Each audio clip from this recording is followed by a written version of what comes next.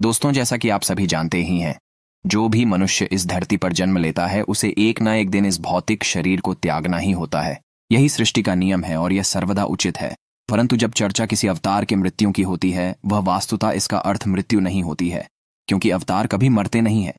गीता में भगवान श्री कृष्णा ने कहा है कि जब जब धर्म की हानि होती है तब तक मैं उसकी रक्षा के लिए धरती पर अवतार लेता रहूंगा। लेकिन दोस्तों, यदि हम श्री कृष्ण की बात करें तो वे इस सृष्टि के नियमों से परे हैं। उन्होंने जितनी लीलाएं की हैं उतनी शायद ही किसी और ने की होगी। इसी संदर्भ में कहा जाता है कि जब भगवान कृष्ण की मृत्यु हुई थी, तत्पश्चात उनका दाह संस्कार किया गया था, लेकिन सब उनके शरीर का एक अंगन नहीं जला था। अब प्रश्न ये उठता है कि यदि वास्तव में ऐसा हुआ था तो अभी उनका ये अंग कहां पर है, और यदि मौजूद है तो इसके क्या प्रमाण हैं। बस आज के इस वीडियो में आप और हम मिलकर इन्हीं कुछ प्रश्नों के उत्तर जानेंगे। भगवान मृत्युलोक को छोड़कर कैसे अपने लोक गए, इसका वर्णन भागवत पुराण के 11वें स्कंद में मिलता है। वैसे दोस्तों, ये तो आप जानते ही हैं कि भागवत पुराण सुखदेव जी महाराज के द्वारा राजा परीक्षित को सुनाई गई थी।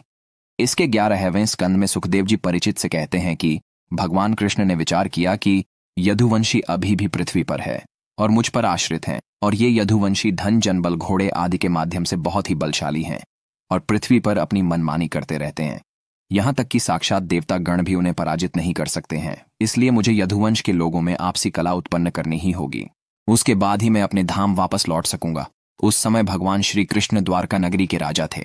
तब एक बार ऋषि विश्वामित्र सहित अन्य ऋषिगण द्वारका नगरी पधारे थे। तब कृष्ण पुत्र श्याम समेत कुछ यदुवंश कुमारों को शरारत सूझी और उन्होंने उन ऋषि मुनियों के साथ मजाक करने का दुस्साहस किया। ऋषियों ने भांप लिया कि उनके साथ उपहास किया जा रहा है।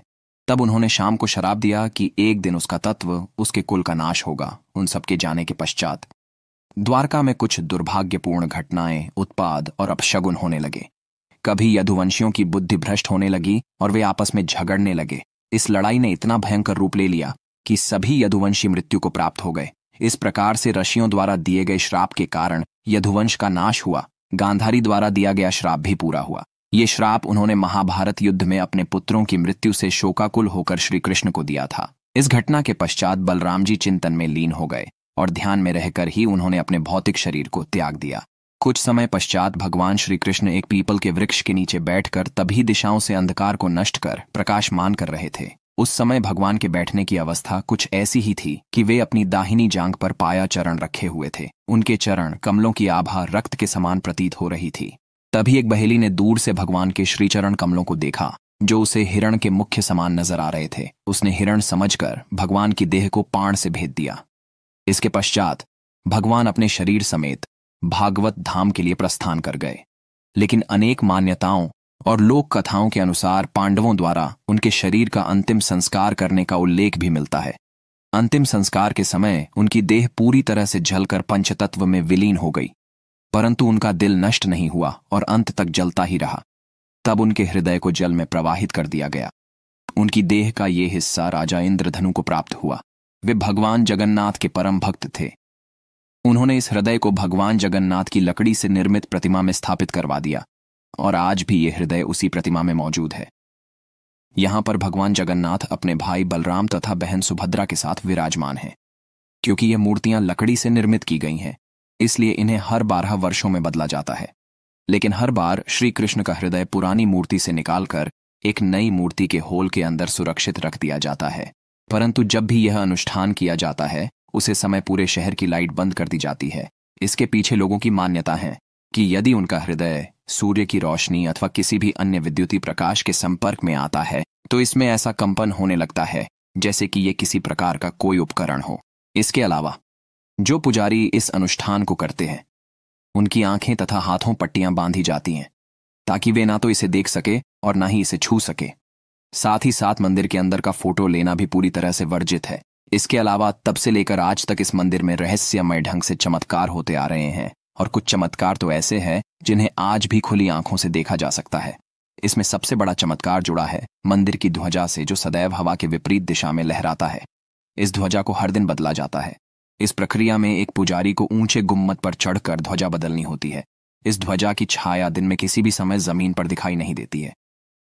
श्री जगन्नाथ मंदिर की इसी मान्यता है कि अगर किसी दिन ध्वजा को बदला ना जाएगा तो ये मंदिर 18 वर्षों के लिए बंद हो जाएगा। इसके अलावा ऐसा कहा जाता है कि मंदिर में प्रतिदिन चाहे कितने भी श्रद्धालु दर्शन करने के लिए पहुंचे, मगर प्रसाद की मात्रा कभी भी कम नहीं होती है।